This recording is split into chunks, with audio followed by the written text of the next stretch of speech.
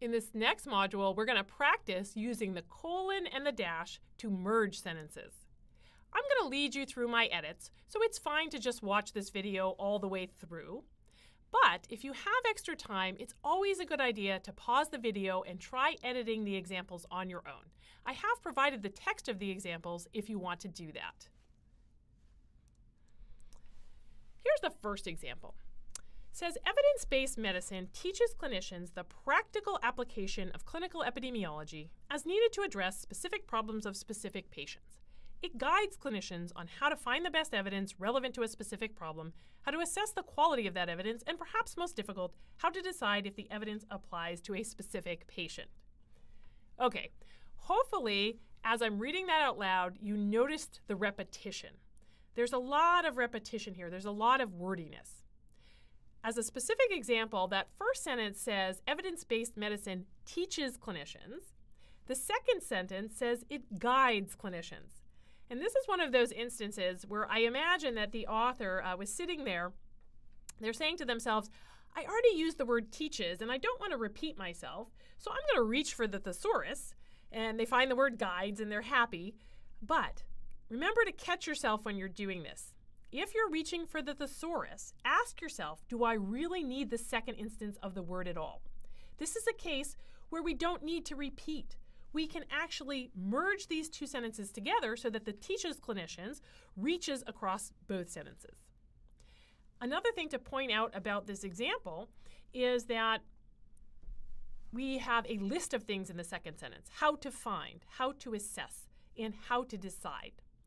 And as I've mentioned, a colon is a good way to set up a list. So perhaps we can use the colon here to set up that list and draw this all into a single sentence.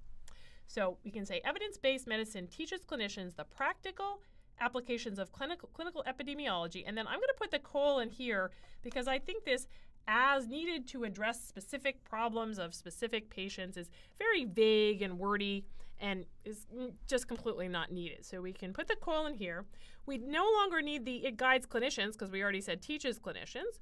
We can just dive right into the list. Evidence-based medicine teaches clinicians how to find, how to assess, and how to decide.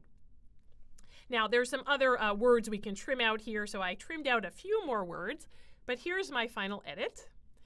Evidence-based medicine teaches clinicians the practical application of clinical epidemiology, colon, how to find, how to assess, and how to decide. So I've joined those two sentences together with a colon. We could probably do even a little bit better here. There's even a bit more we can edit. When I edited this for the author originally, they really wanted to make that point about applying clinical epidemiology, so I left that in. But that application of clinical epidemiology, that was somewhat wordy, so I think we could even cut that out and just say evidence-based medicine teaches clinicians how to find, how to assess, and how to decide. And notice, now you don't even need the colon to set up the list. Okay, one more example. Now we're going to use the dash to bring sentences together. So this one reads, finally, the lessons of clinical epidemiology are not meant to be limited to academic physician epidemiologists who sometimes have more interest in analyzing data than caring for patients. Clinical epidemiology holds the promise of providing clinicians with the tools necessary to improve the outcomes of their patients. As I'm reading that, hopefully you notice some of this wordiness. I hope you also notice that we've got this kind of long clause, descriptive clause, thrown in there, who sometimes have more interest in analyzing data than caring for patients. And this is an instance where we could probably set off that long descriptive clause with dashes, and we could just connect the first and the second sentence. So that's what I'm going to do here. There wasn't a great transition between the first and the second sentence, so using dashes here will also solve that problem. So what I'm going to do is I am going to just put all of that descriptive clause between two dashes.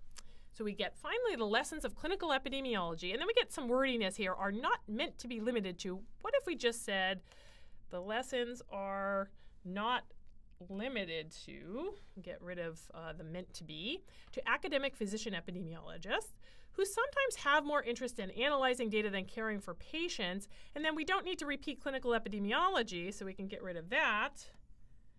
The lessons hold the promise of providing. But hold the promise of providing is a really long way to just say provides. So we could substitute just one verb there. And then we get clinicians with the tools necessary. Well, the word necessary is not necessary there. Provide clinicians with the tools to improve the outcomes of their patients. There's actually a shorter way to say that. Instead of saying the outcomes of their patients, we could say their patients' outcomes. And it's just slightly shorter.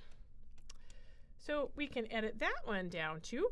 Finally, clinical epidemiology is not limited to academic physician epidemiologists who are sometimes more interested in analyzing data than caring for patients, but provides clinicians with the tools to improve their patients' outcomes. So that's a lot smoother, and it gets the information across much more efficiently. One final thought on this edit. I noticed that in the first sentence, when I edited this, I actually left in a not, and I've told you to try to get rid of nots. I ended up deciding that the not works okay here, and I didn't find an alternative that I liked better. Probably if I worked harder on this, I could find a way to turn that into a positive construction. Maybe you could say something like, finally, clinical epidemiology extends beyond academic physician epidemiologists, something like that. But I think it reads okay with the not. So I just want to point out that I've given you a lot of guidelines and rules in this course, and you should keep in mind that these are not absolutes. Sometimes you'll decide that a sentence works better with a not or with the passive verb. As long as you've thought about it carefully and deliberately, that's fine.